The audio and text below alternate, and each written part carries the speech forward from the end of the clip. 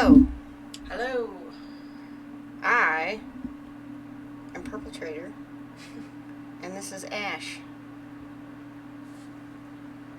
Oh, hello. And we're going to be talking about women and true crime in podcasts and documentaries and...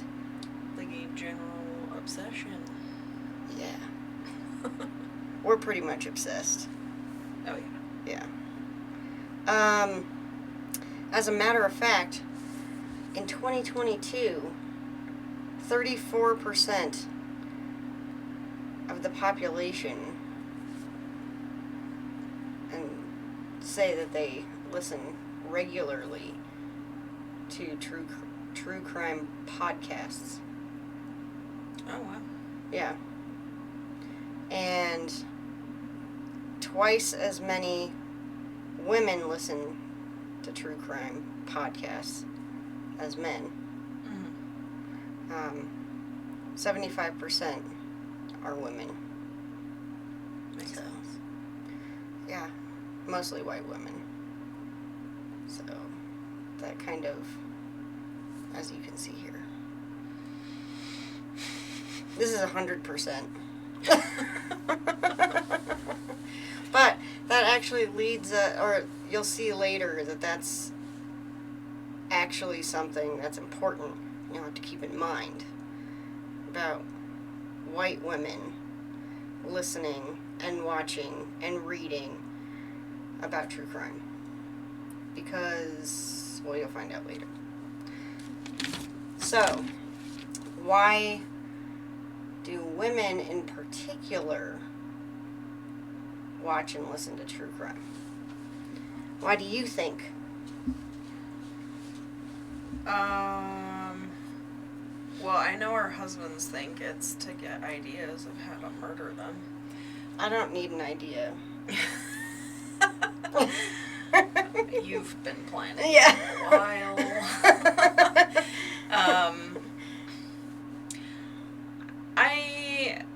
For me, it's a combination of things. One, it's like, I don't know how to describe it. Like, for as fucked up as we can individually feel sometimes, it's gratifying to know that we're not that fucked somebody else is more fucked up than that. yeah. So there's definitely, like, yeah, well, that's one of them, is, like, the look in the mirror, right, is, well, at least I haven't killed anybody. I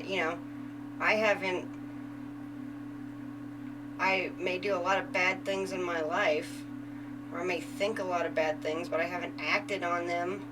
Yeah. Or, I haven't gone to that extreme,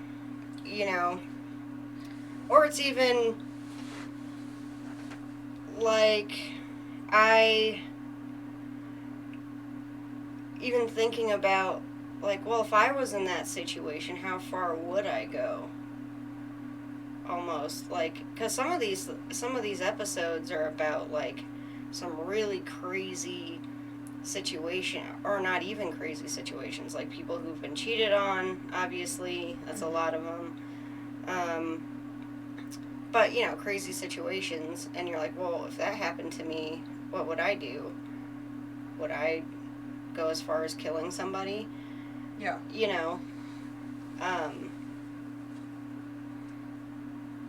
I think the other thing is, like, it kind of gives you some weird sense of preparedness for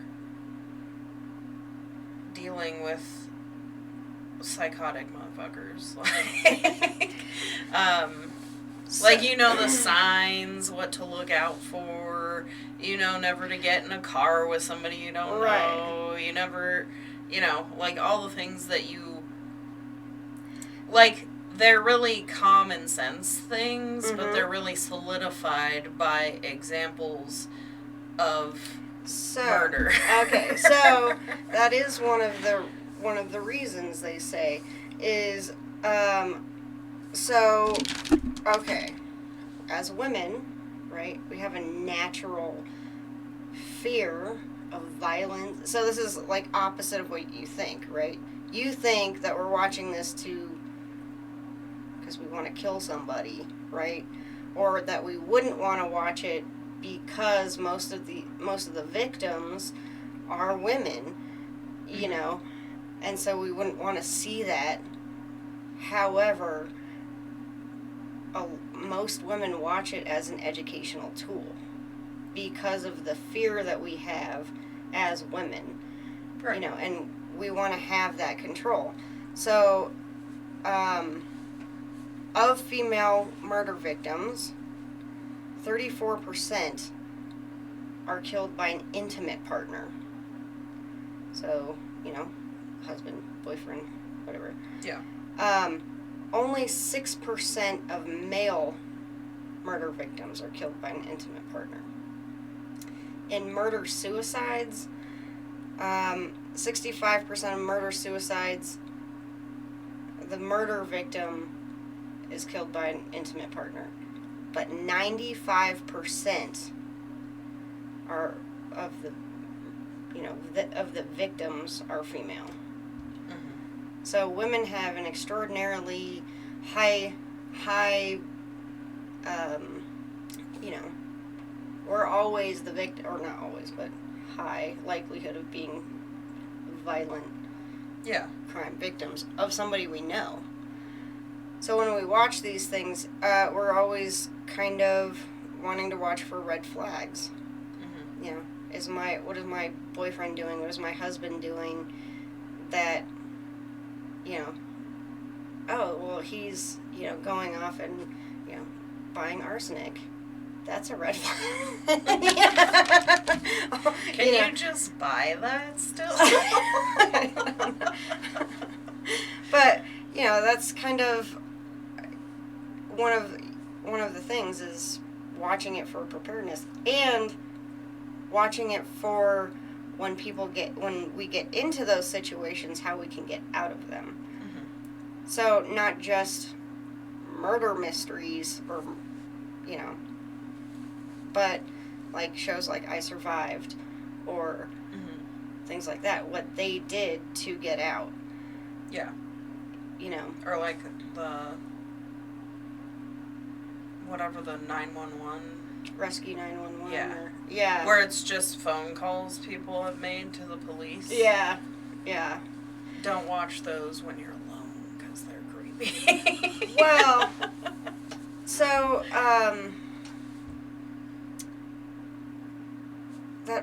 brings 2 points. Number one,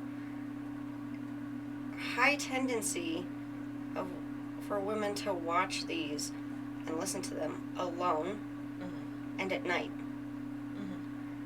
And there's a reason for that too, is because especially with podcasts, it's someone speaking in a very calming voice. Like, have you ever listened to or watched like the Dateline ones with Lester Holt? No. Oh, Lester Holt. I mean, I've seen Dateline before, yeah, but his voice is super calming, and it's like, on Friday, February 29th, Susan went to, and you're just like, I worked at a hotel at the Dove Inn for 3 years, and a lot of the time I was alone there. Mm-hmm. And, you know, there would be maybe like a couple guests coming and going or whatever. But I would say like 80% of the time I was the only person on the property. Yeah. And I would, I didn't do earbuds because I thought I would get too creeped out. So I would just play it on my phone in my pocket. Yeah. And just listen to like My Favorite Murder or Morbid or, right, you know, all the different podcasts. And just, you know, 6-8 hours a day every single day for 3 years consumed so much true crime content. Yeah. That I, like, eventually got to the point where I was like, okay, I need a fucking break from this. Yeah. So I started listening to ghost stories. Well, that's the other reason they say that you listen to it at night is because it's ghost story reminiscent, right? It's, you're... Yeah. And it kind of creeps you out, and you're kind of like... But it's not as scary as a scary movie. Right. There's actually interesting science behind, like, addiction to scary things. Yeah. Which probably ties into this. Yeah. Somehow, but... But that also, you're talking about you had to put, like, the phone away, or, put away the true crime for a while. Is it does have some sort of... you can get... some psychological effects from it by listening to it too much. Like, hypervigilance, like getting... I already have that. So, well. The true crime was really distracting me from that. Oh, okay. From those tendencies. But, yeah, like, always looking over your shoulder and, like walking down the street and you're like, yep, that guy's a serial killer. Like... Or... I've just always done that.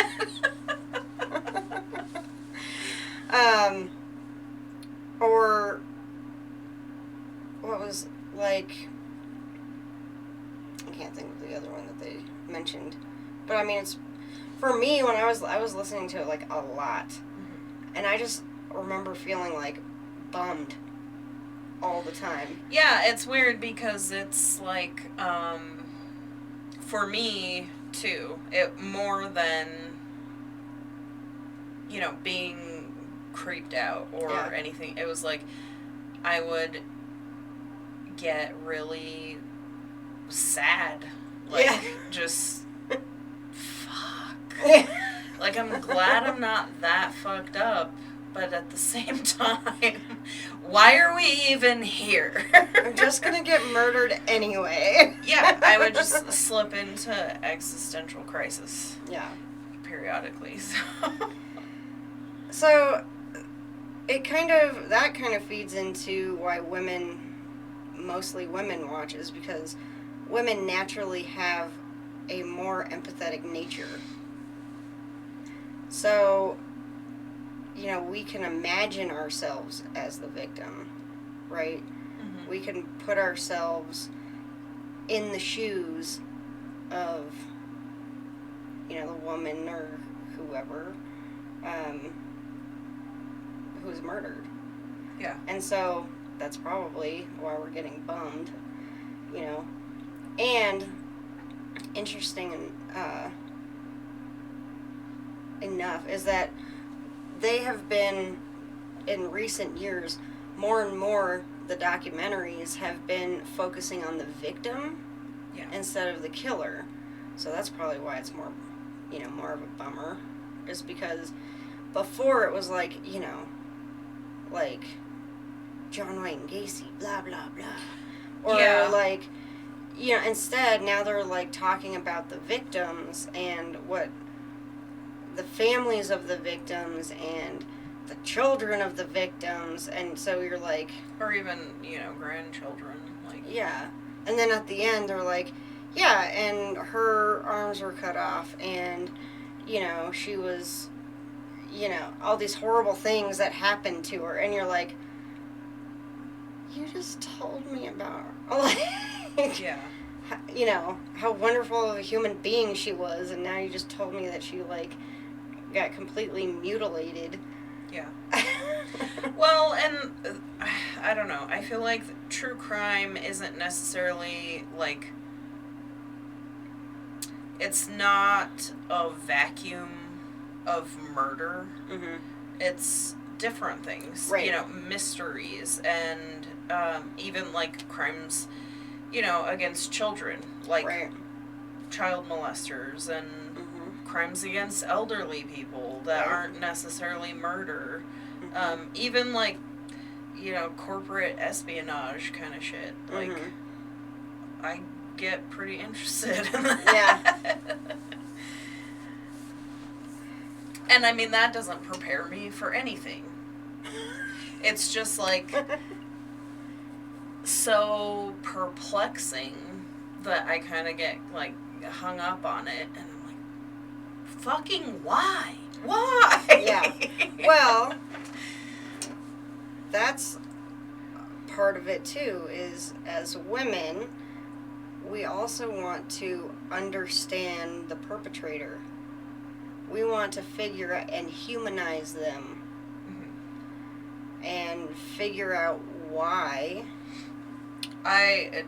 they do the things they do. I don't know if that's true of me, but like I tend to not humanize humans altogether.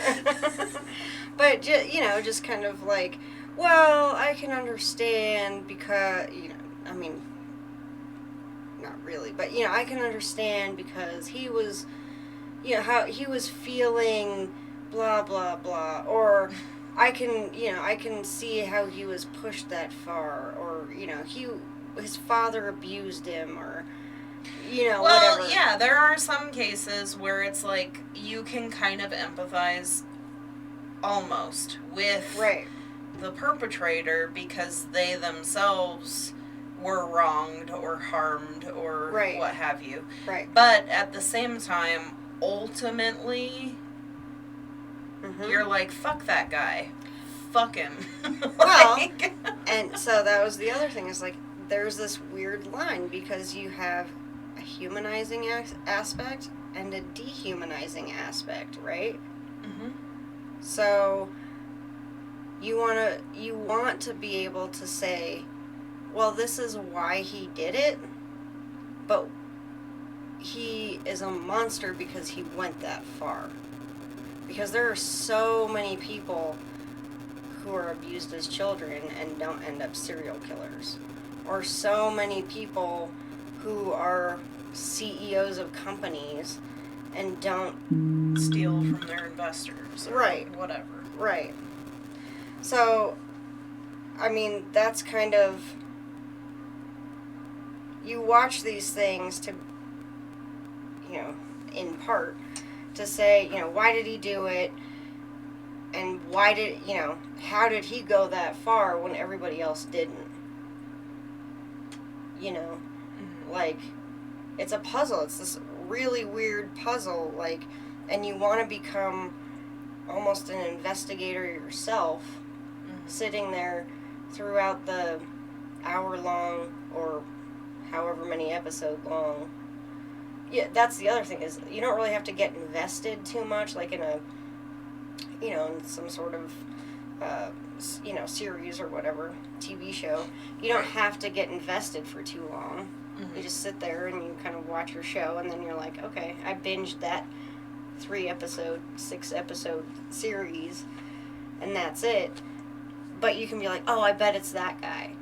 I bet it, and then at the end, you're done. Yeah. I've gotten really good at knowing how it is. Yeah. From the beginning. Well, Lester Holt is like, well, while the boyfriend was off and, he came home, he does the whole, I know, Lester, I know, you told me in the beginning. But, I think, what that all of that leads to, though, is kind of the ethics. That's a huge... I didn't realize that this was going to bring... I was originally just going to talk about the women in true crime. But, there's a lot of ethical... Like, there's a huge ethical dilemma in watching true crime. Because now, especially since it's focusing more on the families and on the victims,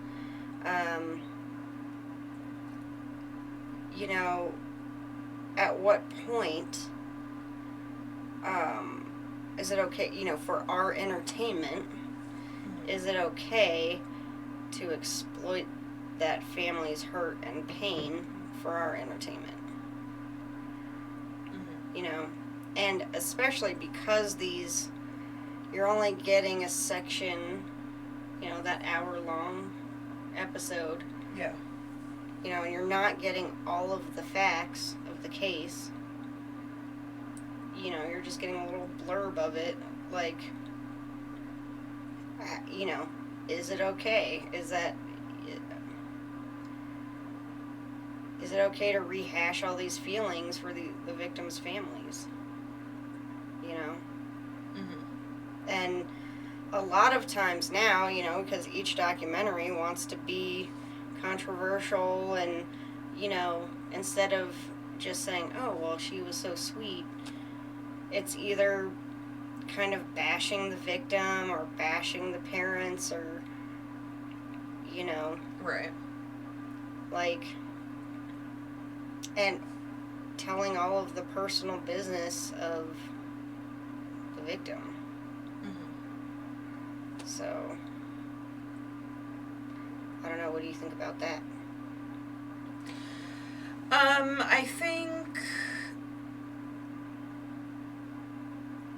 I think there definitely was like a trend towards the exploitation of victims and their, survivors. Yeah. And, not every story or case or documentary or podcast or what have you, discussing those cases, obviously they don't necessarily have permission. It's like, I think the thing is that with, say, like Jeffrey Dahmer, right? Mm-hmm. That happened long ago enough that all the information surrounding that case is of public record. Right. And so people take these stories that are technically public record, and, they produce content out of these stories, but because of them being in public record, it's like, do I really need permission from anyone? Right. Because it's public record. Yes. Right. The other thing is when people, like a lot of podcasts, like, for example, with this podcast, we do a lot of research, but I want you guys to know I am not interviewing anybody for this. Like, I do a lot of research, and it's She is harassing me right now. Harass me for 3 days. Get me over here. No, I'm just kidding. like, I do research, and it's from credible websites and things like that. But I'm not, like, going out and, like, going to somebody's house and knocking on the door and, like, going to the library and looking at those old newspaper reels. Yeah. And, like, hey, that's public record. It's fine. Like, I'm not going to the court and, like, ordering court documents. That's not what's happening. And a lot of podcasts are doing less than that. They're watching other podcasts and taking their word for it. Right. So, especially, like, when you watch YouTube and you watch especially TikToks, like, they take a blurb of something that they saw and they use that as gospel. And so the spread of misinformation about cases where they don't get any permission, and they use their faces and they use their names, and they use, you know, quotes, which aren't quotes, you know. I mean, that's how misinformation spreads about these cases, and it gets back to them. And that's how you hurt people. Right. You know, and that's really unethical. You know, especially with cases that, like, immediate, like, you know, they come out, something happens, comes out in the news, and then it just explodes in the, you know, in the media. Mm-hmm. And then everybody makes these, like, TikToks and YouTubes and, you know, like, podcasts and everything, and it just goes over social media. And, like, I just watched this documentary on that Sandy Hook guy, like, and just harassing all the Sandy Hook that whole Sandy Hook family, all the families. Alex Jones? Yes. Yeah, that motherfucker. Like, and all the followers were just harassing them and, like, peeing on the graves of their children. Mm-hmm. And, like, just because this one guy on the internet, yeah, like, said so. Mm-hmm. With no, like, it makes you need to research what people say. Look it up. Like, and don't just look up one side of the story. Look up both sides to the story. You don't want confirmation bias. Okay? But anyway. Like, I do think that there is a kind of a shift happening now, like you said, with, you know, the content being more victim focused, than, because, I mean, you know, true crime consumption goes quite a ways back. Right. And I think really picked up in popularity in, like, the 60s and 70s with the Satanic Panic and all of that kind of shit. And I think that it was, you know, whether it was intentional or not, very kind of glorifying of the perpetrators. Right. And I think, I mean, there's definitely been cases where that was the sole reason that somebody did the fucked up thing they did, was to get famous. Right. You know, it didn't matter if they spent the rest of their life in prison or, you know, death row or whatever, as long as they were famous. Right. And so I think that, like, more recently, you know, the attention has been turned more toward the victim or people that survived the victim and their side of the story, and not so much just, you know. Well, yeah, so you don't want, on the one hand, you don't want to, what is the word? You don't want to, like,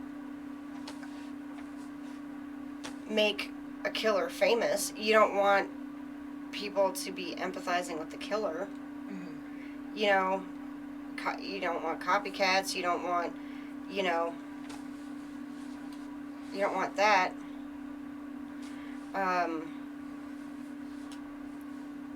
You know, because people could, A, be a copycat, but also, you know, that's unfair to the victims, too. To devalue their lives to make, you know, like Charles Manson famous. Yeah. You know. Like. Yeah. I mean, how much has anyone heard about the victims of the Manson family? Yeah, like, you could name, I mean, like, you might have heard mention of a name, or where, like, roughly where they lived, or, you know. I think the only reason but anybody... in general, it's this rich person in, Beverly Hills, Manson family killed them and took all their stuff. I think the only reason anybody could name Sharon Tate is because she was famous. Mm-hmm. Like, for example, with Gacy, I couldn't name a victim. Mm-mm. Or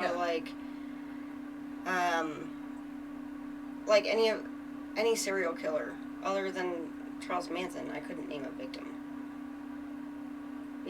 Yeah.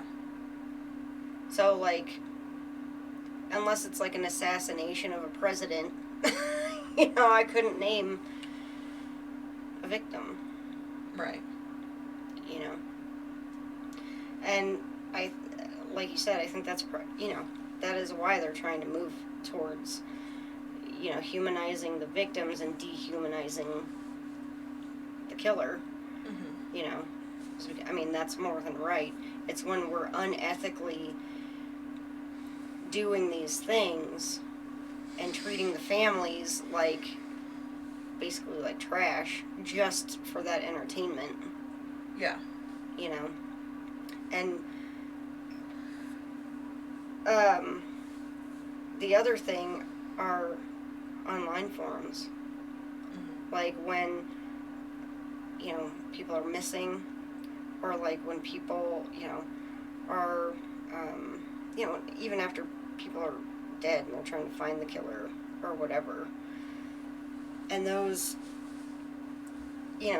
investigation those armchair investigators are trying to find people, and they totally destroy somebody's life because they think that they caught somebody. Mm-hmm. Like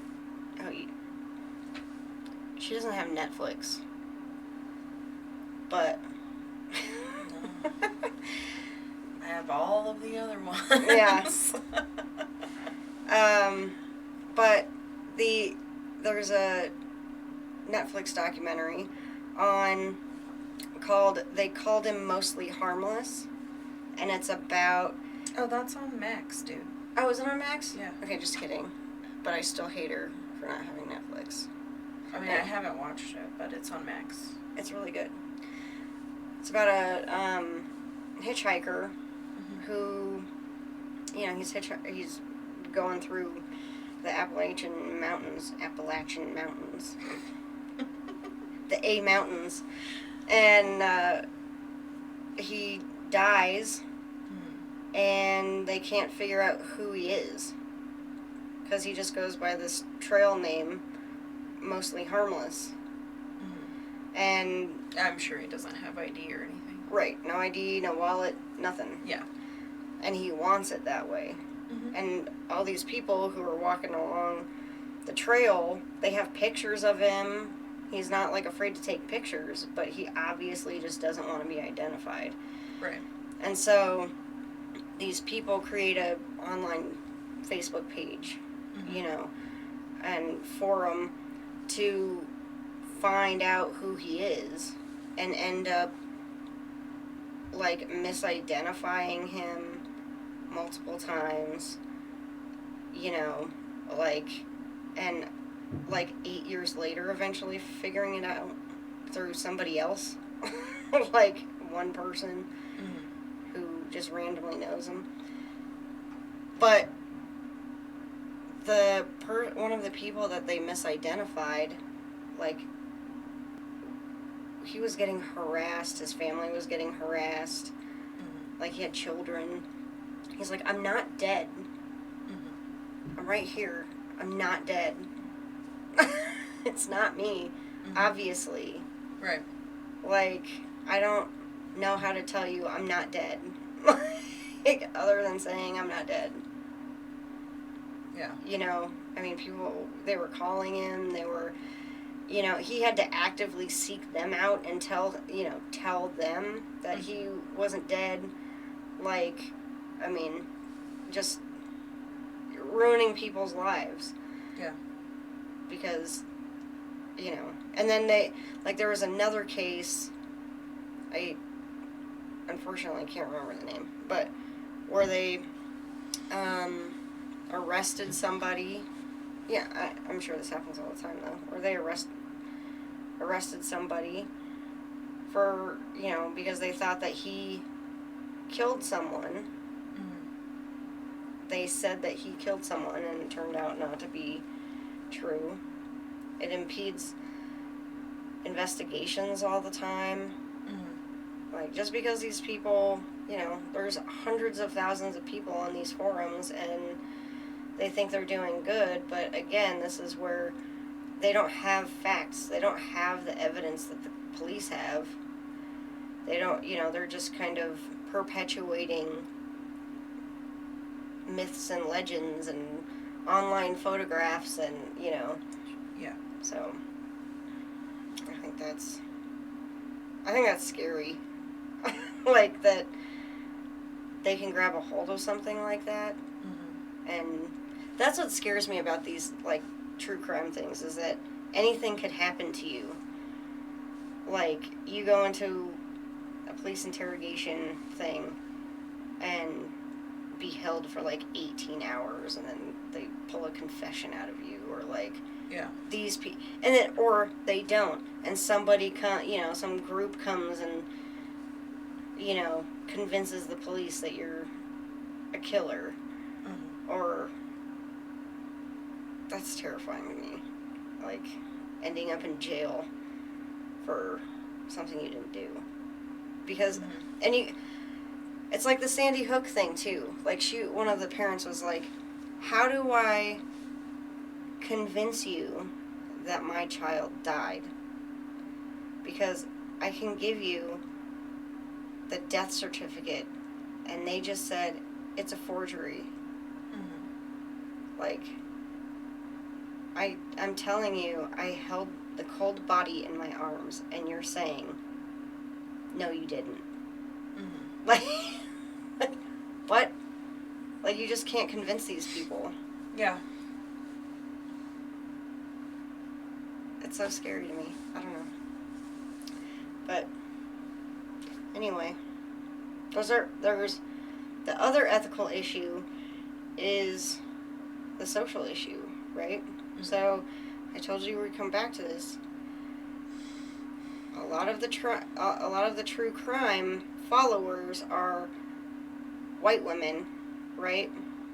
And so it's kind of like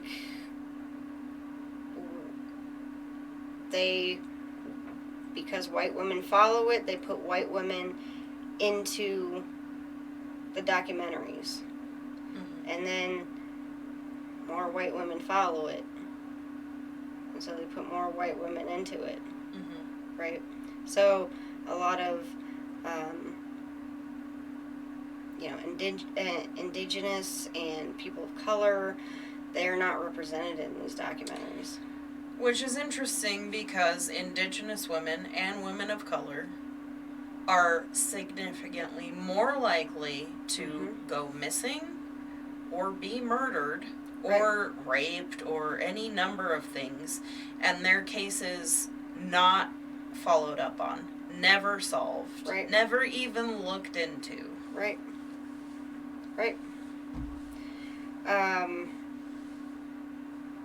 And unfortunately, it is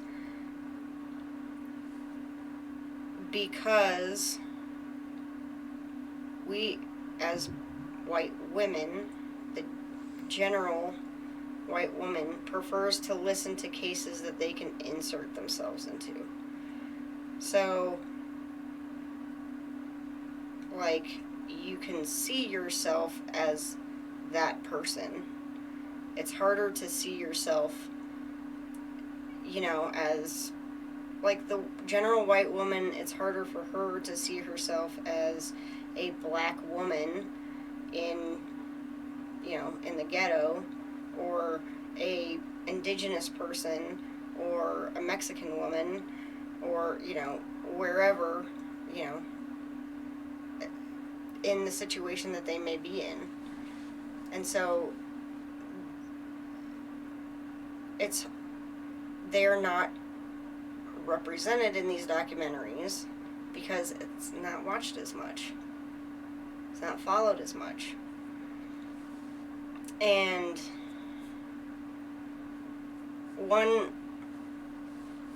there are two cases that this reminds me of, right? First of all, this is called the missing white woman syndrome, right? And these things come out like,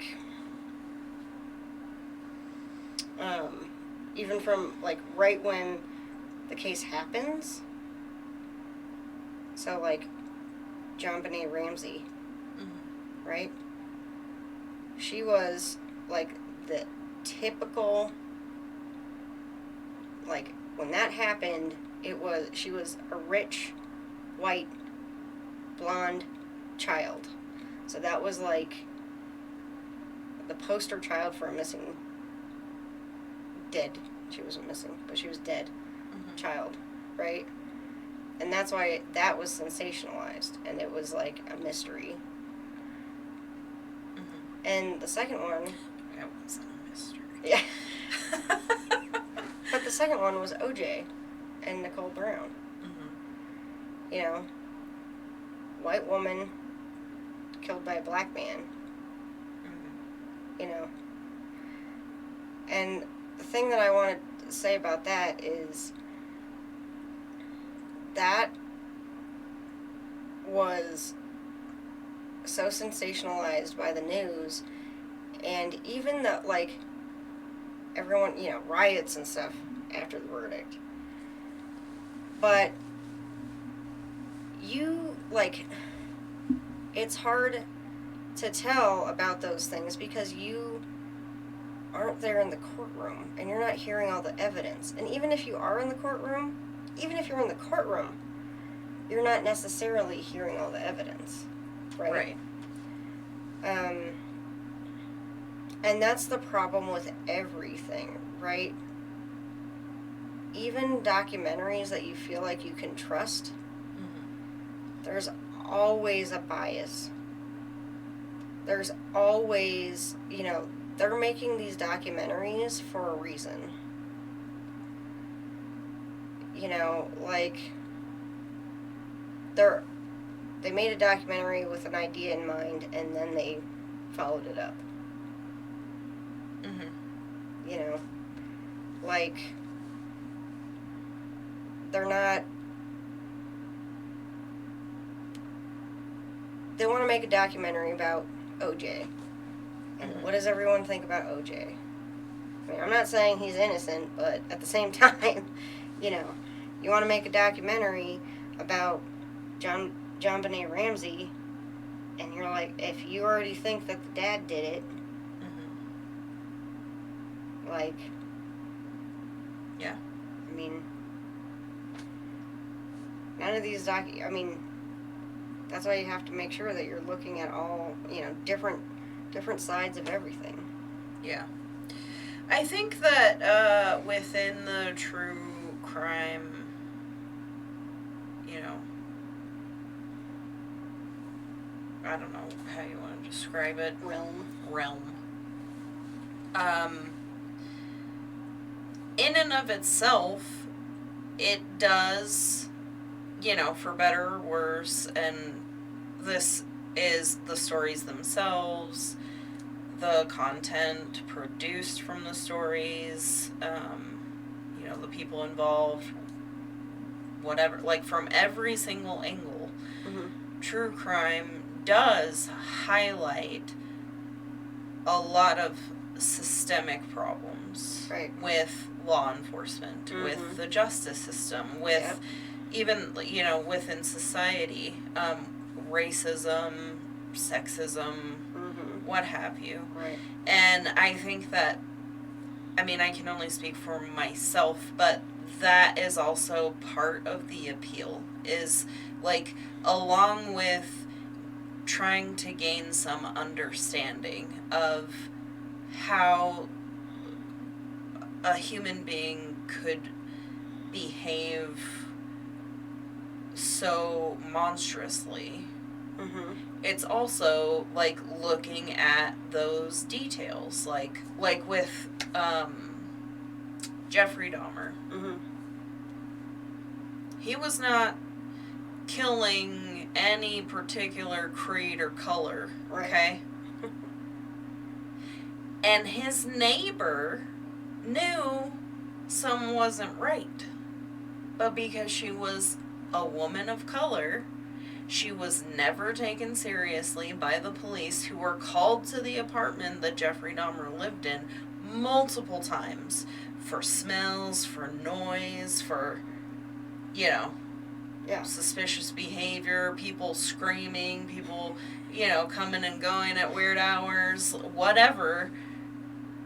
The cops went out to his apartment numerous times, like at least a dozen times, before they arrested him. It's a normal smell. Either you are cooking meth or you are killing things, okay? It's just meth. It's fine.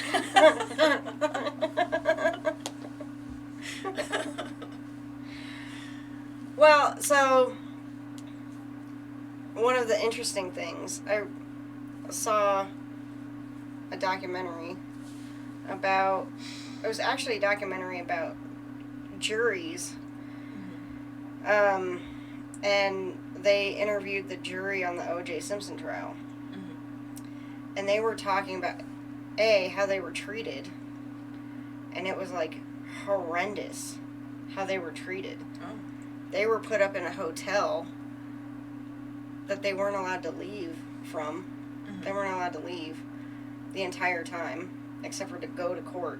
And that trial lasted, like, 8 months or something like that. Mm-hmm. So they were, like, when they were in court, and then they had to go back to the hotel, but they weren't allowed to see anybody.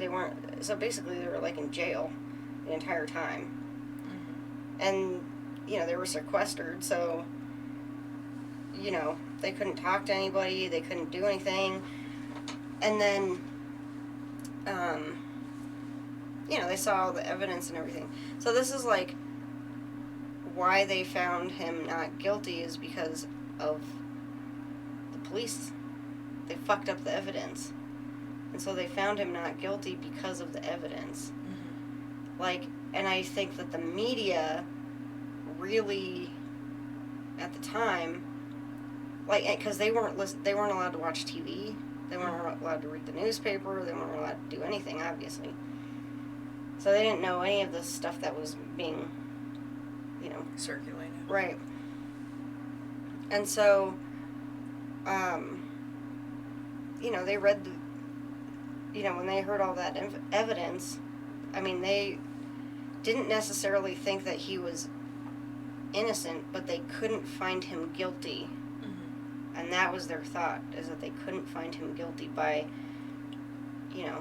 without, Mm-hmm. within a reasonable doubt. And it just shows, like, that because, like, the systemic issue, especially at the time with the LAPD, and them mishandling evidence, especially against a person of color, Mm-hmm. And it created basically, like, a race war, like, Yeah. like riots and everything. But they couldn't explain why they did that. Mm-hmm. They said that they still would have said not guilty because of how they fucked up the evidence. Like, it looked like it was planted. Mm-hmm. Like, isn't that weird? Interesting. Yeah. But I mean, it's just like, what was that one documentary with the guy who was like, came out like 10 years, or not 10 years ago, maybe like 6 or 7 years ago. The one about the kid who was like not very smart, and he confessed to murder. Was it a kid or a group of kids? A kid. I'm not And like sure. everybody has tried to get him out of jail. But it's like, anyway. But like things like that where like, people who are misrepresented, underrepresented because of, because of the police, Mm-hmm. you know. But anyway, it's a huge issue, that is the thing. Think about the mass amount of just cheap documentaries that they, documentaries like Dateline, Mm-hmm. and where it's just like they're pumping them out. Yeah. And they just don't show anything that's representative, I mean, there are some big documentaries that come out that are, that kind of dive into that stuff, but not really, Mm-hmm. But that's because there's not any information on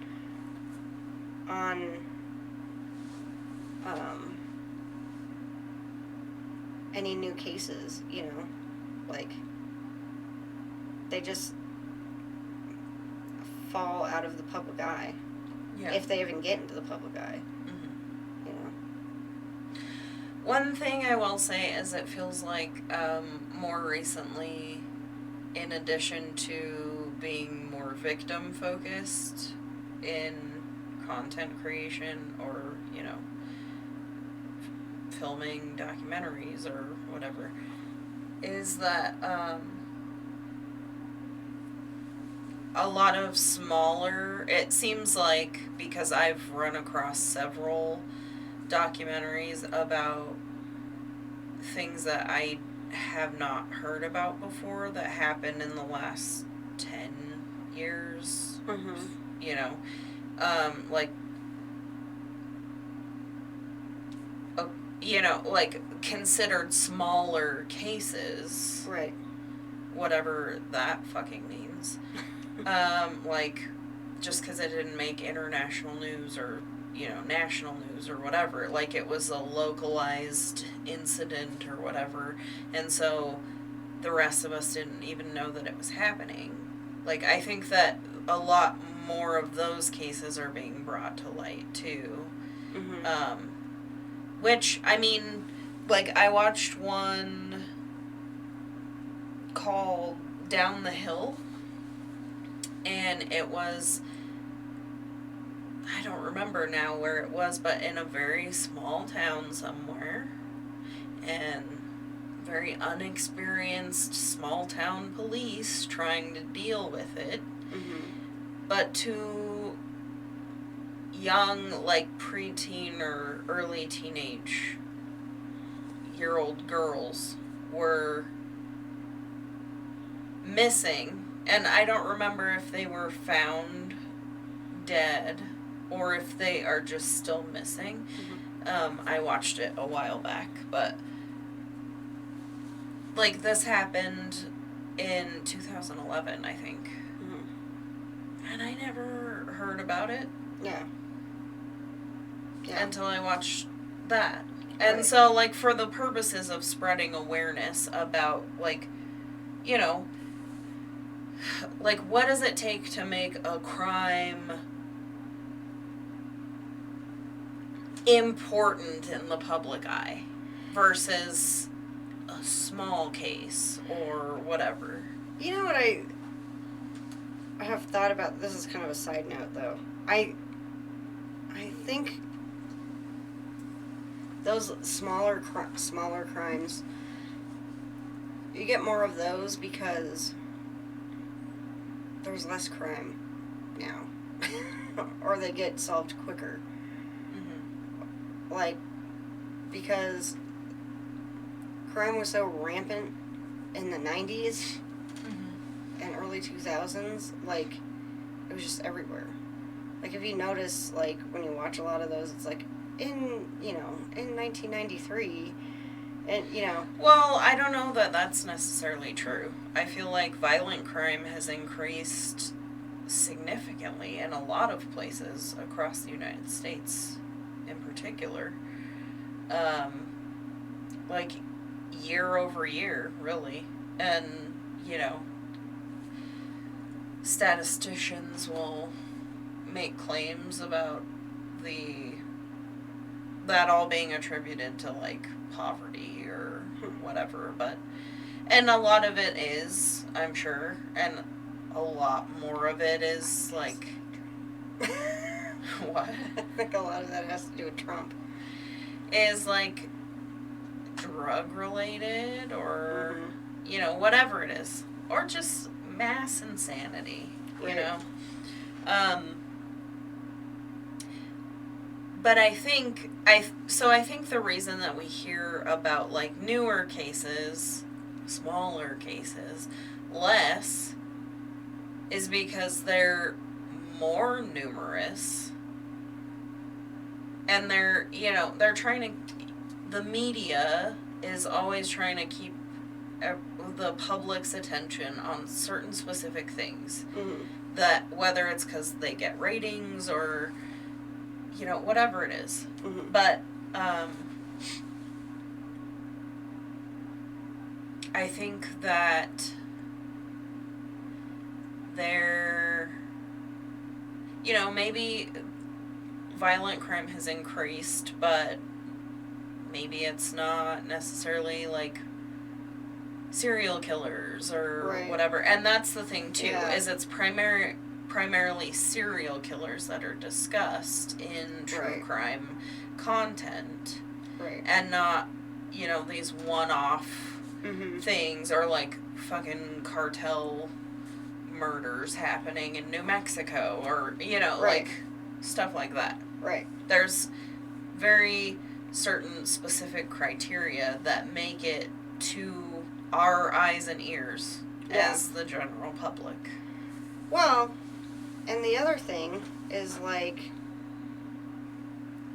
think about how many podcasts, I mean, how many avenues there are that you have, how many ways can you access true crime? Podcasts, TV, you know, streaming, YouTube, you know, any number of ways. How many, like, to be unique, you know, maybe that's why. Like, how many times can you go over Jeffrey Dahmer? How many times can you go over, you know, John Wayne Gacy? Charles Manson. Morbid has like 800 episodes at this point. You know, and I mean, My Favorite Murder is a big one too. Yeah. And I don't even know, probably like thousands of episodes. Yeah, and Dateline's on like season 30. Like, yeah. So, I mean, and to their credit, like, listening to My Favorite Murder, they did do episodes, or like mini episodes or whatever, about smaller, like more unknown, unfamiliar murders that had happened. Like things that I had never heard about before. And of course, like, initially when they started out, it was the main, like, the big ones, the ones that everybody knew about. Yeah. You've already heard 50 podcasts about this. You've already watched 10 documentaries about it. Blah, blah, blah. You know. And it's just like mulling over the same stories over and over and over again. Yeah. But there were, you know, especially like into later seasons of the podcast, I did hear them discuss some, like, lesser known stories that I hadn't heard about that were really interesting. Like, just as interesting as, you know, serial killers. And they weren't serial killers. They were like, this one person killed one person, but under these very bizarre circumstances. Like, yeah. So, and, you know, like, they were stories that weren't in the news. No, you know, I hadn't heard of them before. They hadn't been made into documentaries and this and that. Yeah. But I think, I mean, that's got to be part of it, at least. I mean, because think of,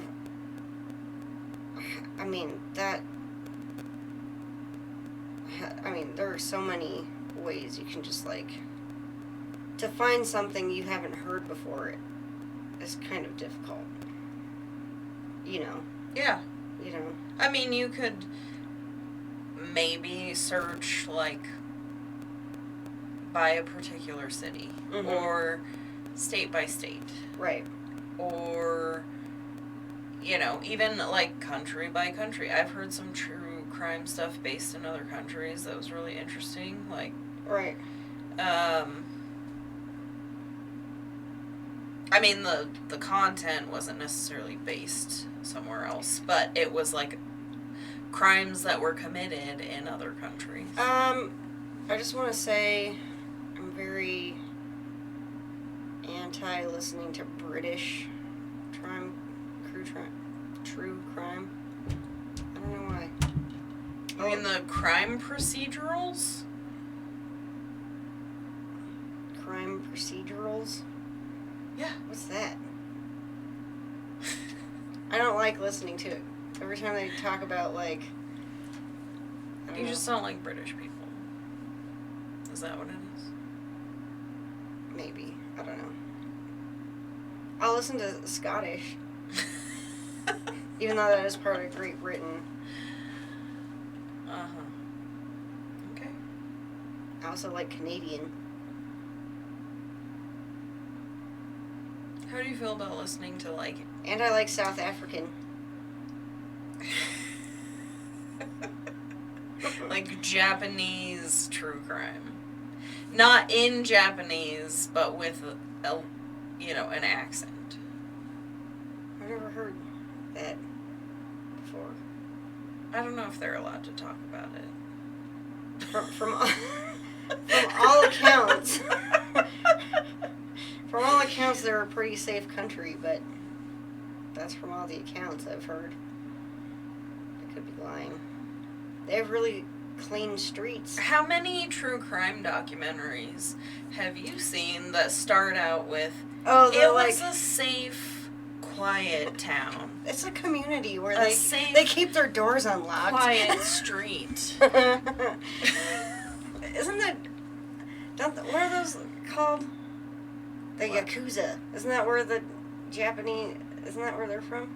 Yeah, from like Japan? The Japanese mob. Yeah. Yeah. The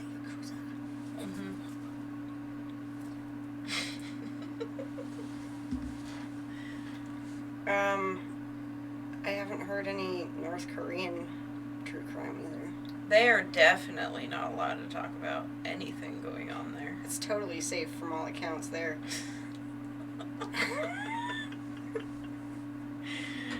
Not if you're South Korea.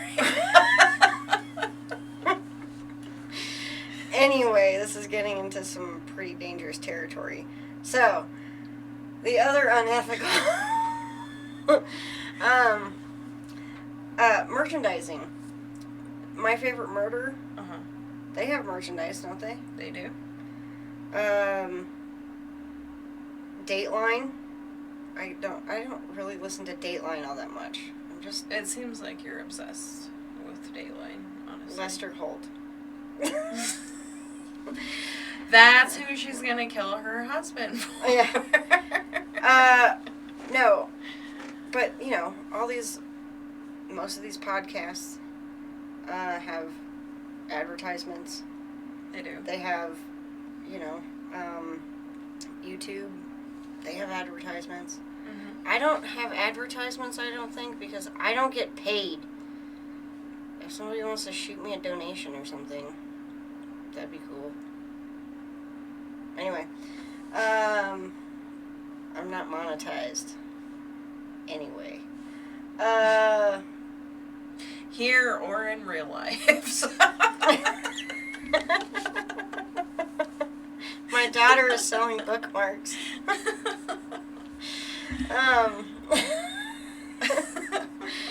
But anyway, that kind of seems a little unethical in and of itself, right? I mean, so that's kind of a gray area in the ethical department. Okay, but I feel like if you went on to, like, the My Favorite Murder website, Mm-hmm. or whatever, and looked at their merchandise,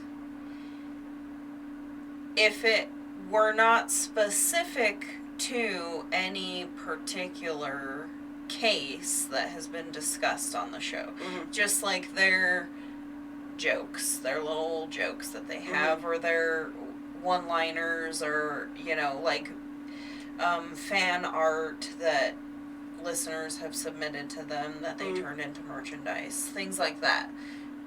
It might be like a knife that says "Stay sexy, don't get murdered." It doesn't say like.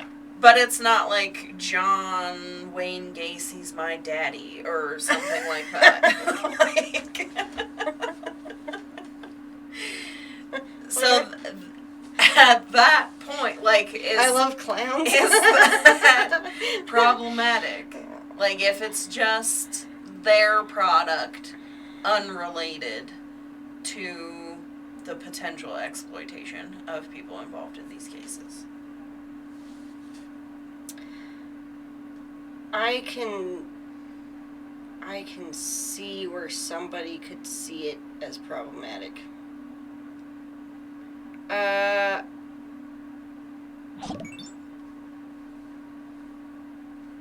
I don't know. I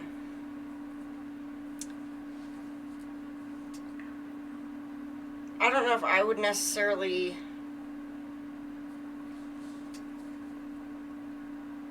I don't think I necessarily have a problem with it. Mm-hmm.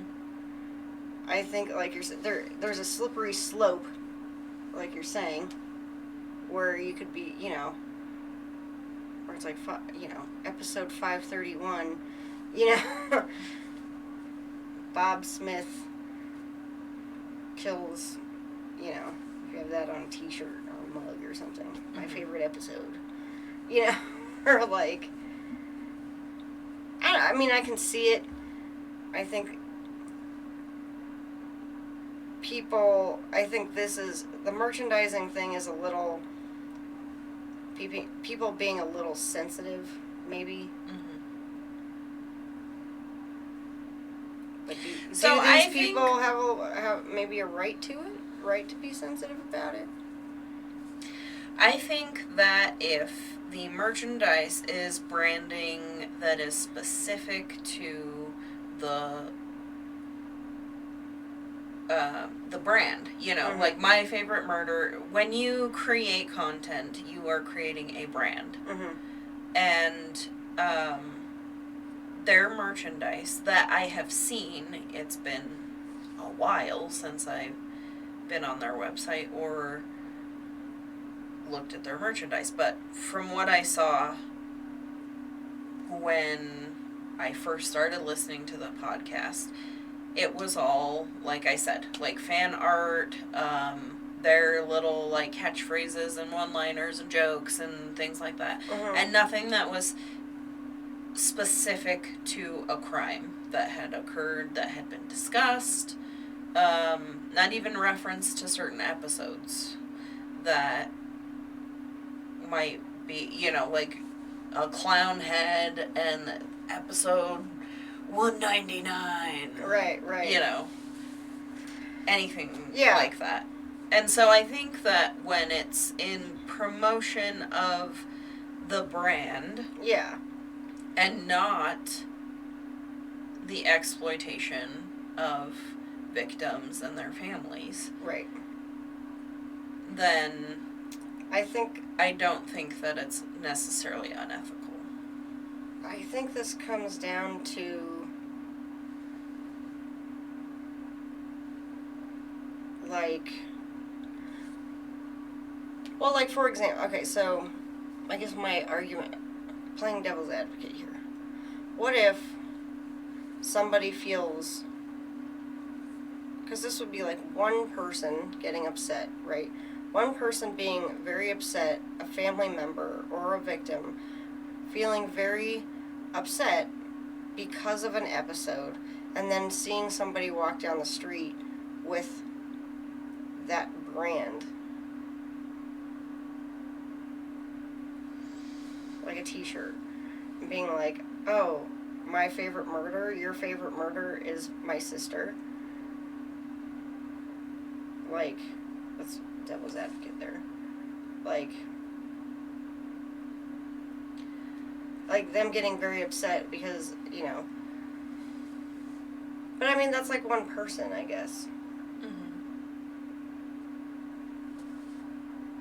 But they've already, I don't know. I don't know. I mean, that's kind of a gray area. Like, I think that, I mean, to me, like, so, okay. It is your personal choice to not listen to a certain podcast because they talked about your sister's murder. mm-hmm. Or Right. whatever, you know, Mm-hmm. or, you know, somebody else that you know, or, Right. or, you know, you were even, like, totally unremoved from the crime itself, but you have a particular feeling about a crime that occurred, and it is discussed on a platform, and then you decide that for you, that is not content that you want to consume. Right. That's fine. Mm-hmm. However, your sensitivity to the content should not dictate what other people are allowed to promote or enjoy or what have you. So, like, and I mean that within the confines of branding, Mm-hmm. not exploitation. Right. Okay, so, Like, you're not allowed to use. like, I'm not. Yeah. My favorite murder discussed a case that isn't public record, and I happen to be related to the person that died, and this and that, and I'm never listening to that again. Mm-hmm. You not listening doesn't make them stop existing. Right. For everybody else. Right. And, like, what are you gonna do? Assault somebody for wearing a My Favorite Murder t-shirt? Right. Are you gonna murder them? Like, this is my favorite murder, bitch.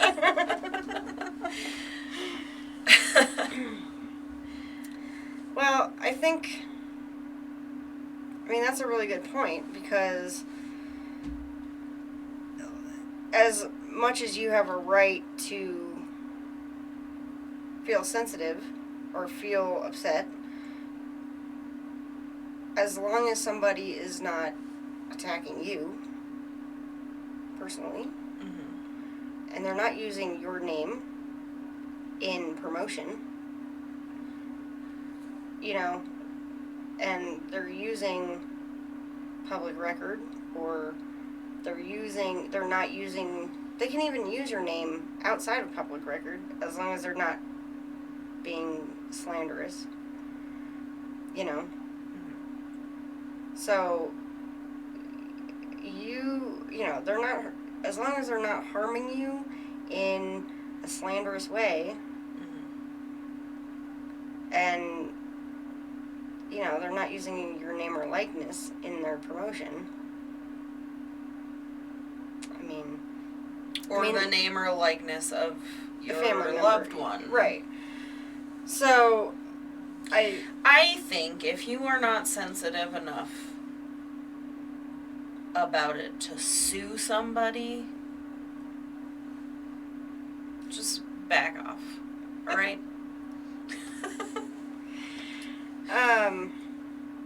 Well, we've been at this for an hour and 15 minutes. And, which is longer than I thought, because I only had, like, 2 pages on this subject. What did you learn? What did you think was interesting in your...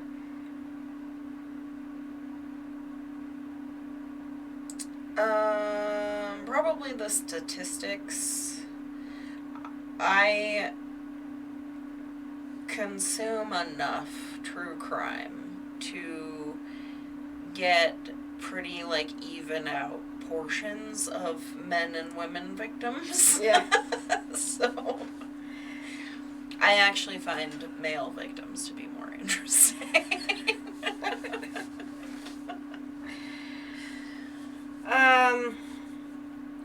You know, I actually thought the part about the consuming and watching ethics pretty. I never really thought about how it would be unethical to watch it. Mm-hmm. How it would be hurting the families that Right. much. Like, you kind of see that in two separate. Like, I could see how it'd be. I never really thought about it before, really. Right. So I found that interesting. Yeah. Like,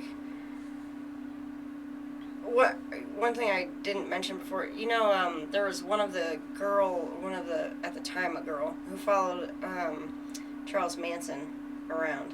Mm-hmm. And I have seen her on multiple documentaries saying, like, the same thing over and over again. And every time I saw her, I was like, that must be, like, devastating to the other girls who were, like, following him around. Because they're obviously not, like, saying anything. Yeah. Like, and she's telling all sorts of crazy shit. Like, about what happened. Mm-hmm. Like, maybe not devastating, but think about not being able to tell your side of the story. Yeah. You know? Mm-hmm. Like, and it's been like 50 years since that happened? Mm-hmm. 40, 50 years? Like, and they've been going their whole lives just, like, being the women who crawled across the sidewalk. Like, and not being able to tell their story. Like, can you imagine how many times the reporters knocked on their door? Or tent? Yeah. Well, I'll talk about us empathizing with these people. Mm-hmm. Anyway. Well, thank you for joining us. I'm Purple Trader. This is Ash. I'm Ash. And I think that's it. Wasn't that interesting?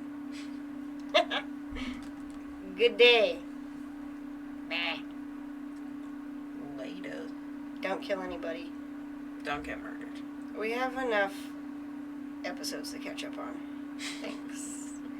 Bye.